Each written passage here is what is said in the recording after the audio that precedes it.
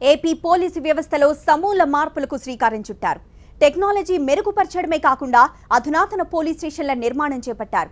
Friendly పోలీసింగ్లో భాగంగా model police స్టేషన్ల నిర్మాణం చేపట్టారు.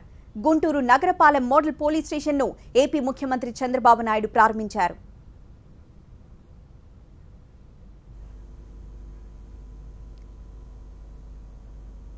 ఈ కార్యక్రమంలో భాగంగా ఏపీ సీఎం చంద్రబాబు మాట్లాడుతున్నారు. లైవ్ ద్వారా చూద్దాం.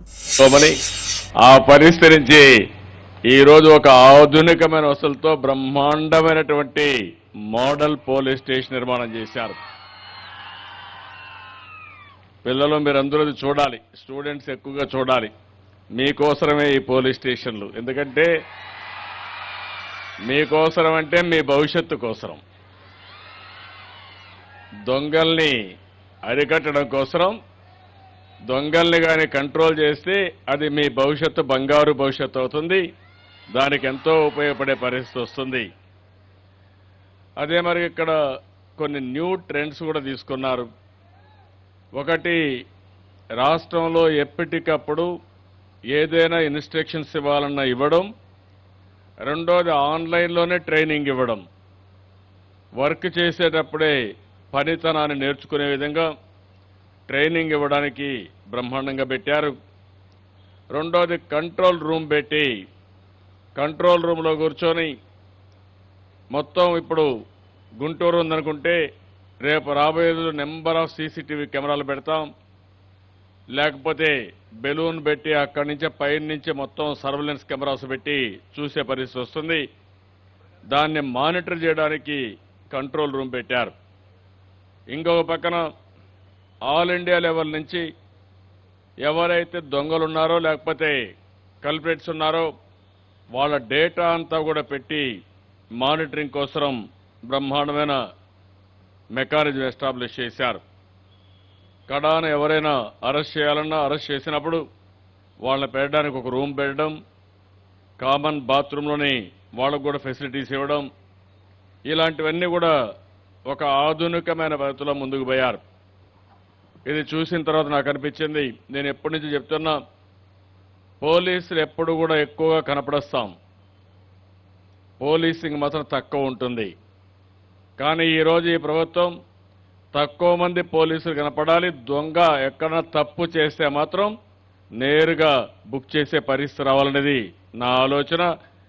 విజిబుల్ పోలీసింగ్ ఉండాలి, ఇన్విజిబుల్ పోలీస్ ఉండాలి. అప్పుడే ఇది సాధ్యమవుతుంది. ఈరోజు మనందరం పిల్లలు, మీకు అందరికీ బాగా ఐడియా ఉంది, రాష్ట్ర ప్రజానికానికి ఐడియా ఉంది. ఈరోజు ప్రపంచం మొత్తం 4వ ఇండస్ట్రియల్ రెవల్యూషన్లో పోతున్నాం. మొట్టమొదటిసారిగా ఇండస్ట్రియల్ రెవల్యూషన్ వచ్చిందంటే దగ్గర వందల సంవత్సరాలు అగ్రికల్చర్ నుంచి కొద్దిగా ఇండస్ట్రియలైజేషన్కి వెళ్ళాం. ఆ తర్వాత మీరు చూస్తే కరెంట్ ఇన్నోవేషన్ చేసి కరెంట్ కనుక్కొని సెకండ్ ఇండస్ట్రియల్ నాంది పలికారు. ఎప్పుడైతే సెకండ్ ఇండస్ట్రియల్ రెవల్యూషన్ వచ్చిందో కొద్దిగా ప్రొడక్షన్ పెరిగింది. ఆ తర్వాత టెక్నాలజీసే కాకుండా పెద్ద ఎత్తున ఇంటర్నెట్ వచ్చింది. ప్రపంచమే గ్లోబల్ విలేజ్గా తయారైంది. అమెరికాలో ఏం జరుగుతుందో మనం చూస్తున్నాం, ఇక్కడ ఏం జరుగుతుందో అమెరికా వాళ్ళు చూసే పరిస్థితి వచ్చి, అమెరికాలో ఉండేవాళ్ళు చూసే పరిస్థితి వచ్చింది. ఈరోజు ఈ 3 రెవల్యూషన్స్ కంటే అతిపెద్ద రెవల్యూషన్ ఈరోజు technology with internet of things వచ్చాయి.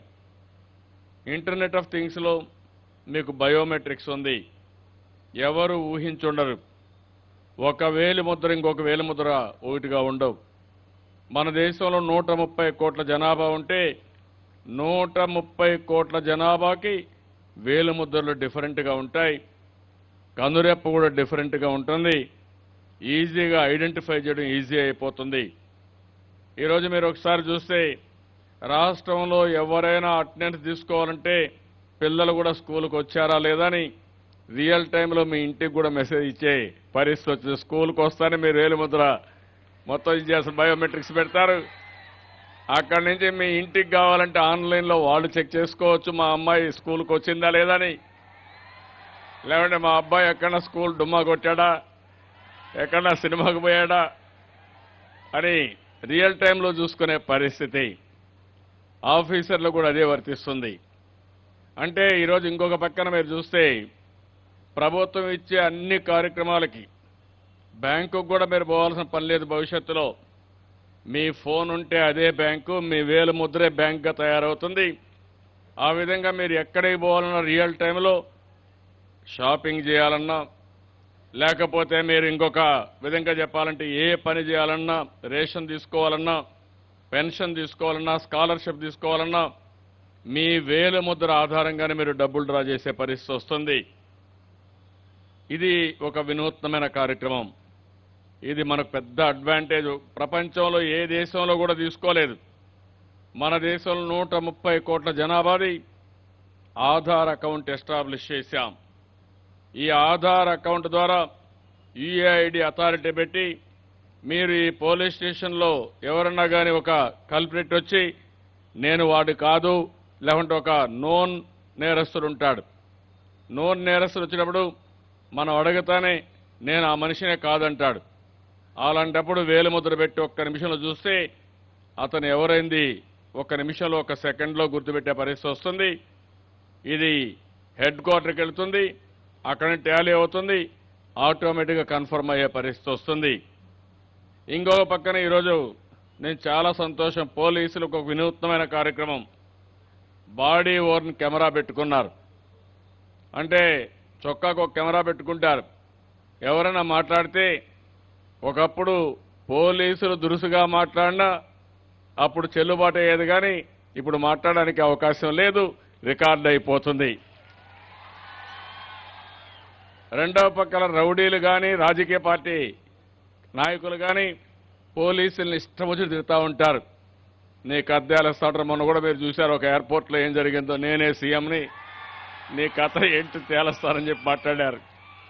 లేకుంటే నేనే అధికారంలోకి వచ్చేస్తున్నా, మీ కథ చూస్తారని మాట్లాడే పరిస్థితి వచ్చిందంటే వీళ్ళు చేసే తప్పుని కప్పిపుచ్చుకోవడానికి పోలీసుని బెదిరిస్తూ ఉంటారు.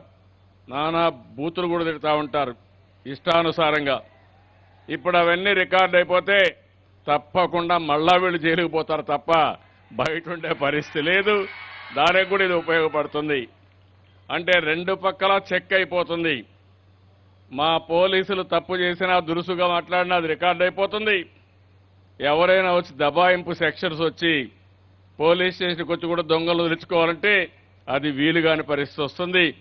ఇది ఒక వినూత్నమైన కార్యక్రమానికి నాంది పలుకుతుంది.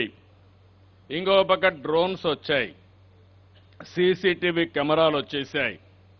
ఇవన్నీ కూడా వచ్చిన తర్వాత ఎక్కడికక్కడ రౌడీ షీటర్స్ యొక్క ఫోటోలు కానీ ఆన్లైన్లో పెట్టుకుంటే ఎక్కడన్నా రోడ్డు మీదకి రౌడీ షీటర్ వస్తే నేరుగా మనం మానిటర్ చేసే పరిస్థితికి వస్తుంది.